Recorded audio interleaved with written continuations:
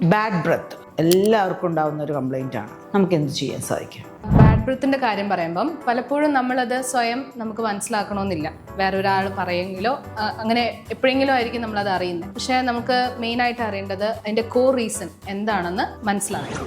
Dental related ആയിരിക്കാം, ചിലപ്പോൾ ചില ഫുഡ്സിൻ്റെ ആയിരിക്കാം, അല്ലെങ്കിൽ ചില മെഡിക്കൽ ഇഷ്യൂസ് ആയിരിക്കാം, ലൈക്ക് ഗ്യാസ്ട്രിക് ഇഷ്യൂ, ഇൻഡൈജഷൻ, നാക്കിൽ വരുന്ന കോട്ടിംഗ് കൊണ്ട്. അതായത് അത് മെയിൻലി നമുക്ക് ഈ ഗ്യാസ്ട്രിക് ഇഷ്യൂസ് ഒക്കെ വരുമ്പോഴാണ്, ആസിഡ് റിഫ്ലക്സ് ഒക്കെ വരുമ്പോഴാണ് ഈ നാക്കിൻ്റെ മേളിലും കോട്ടിംഗ് പോലെ വരാം. അതിൻ്റെയും ഒരു സ്മെല്ലും നമുക്ക് ബുദ്ധിമുട്ട് വരും. സൈനസിന്റെ പ്രശ്നം കൊണ്ടും നമുക്ക് ഈ ബാഡ് ബ്രെത്ത് വരാം. അപ്പോൾ നമ്മളൊരു ഡെന്റൽ വിസിറ്റ് നടത്തുമ്പോൾ അപ്പോൾ ഡെന്റിസ്റ്റ് പറയും എന്താ ഇതിന്റെ റീസൺ. അല്ല, നമുക്ക് ഡെന്റൽ റിലേറ്റഡ് ആണെങ്കിൽ അത് കാൽക്കുലസ് ഉണ്ട്, അല്ലെങ്കിൽ ഏതെങ്കിലും പല്ലുകൾ കേടുണ്ട്, നല്ലപോലെ ഇൻഫെക്റ്റഡ് ആയിട്ട് ഇരിക്കുവാണെങ്കിലും ഈ ബാഡ് ബ്രെത്ത് വരും. അപ്പം നമ്മളത് ക്ലീൻ ചെയ്ത് സ്കെയിലിംഗ് ചെയ്ത് ഇൻഫെക്റ്റഡ് ആയിട്ടുള്ള പല്ലിന്റെ ട്രീറ്റ്മെന്റ് ചെയ്ത് കഴിഞ്ഞിട്ടും പിന്നെയും നമുക്ക് ഈ ഒരു സ്മെല്ല് ഇതിന്റെ പെർസിസ്റ്റന്റ് ആയിട്ട് നിൽക്കുന്നുണ്ടെങ്കിൽ ഡെഫിനറ്റ്ലി ഒരു ഫിസിഷ്യനെ കാണണം. അതിന്റെ മെഡിക്കലി ആയിട്ട് എന്താ ഉള്ളതെന്ന് വെച്ചാൽ അത് കറക്റ്റ് ചെയ്യാൻ നോക്കണം.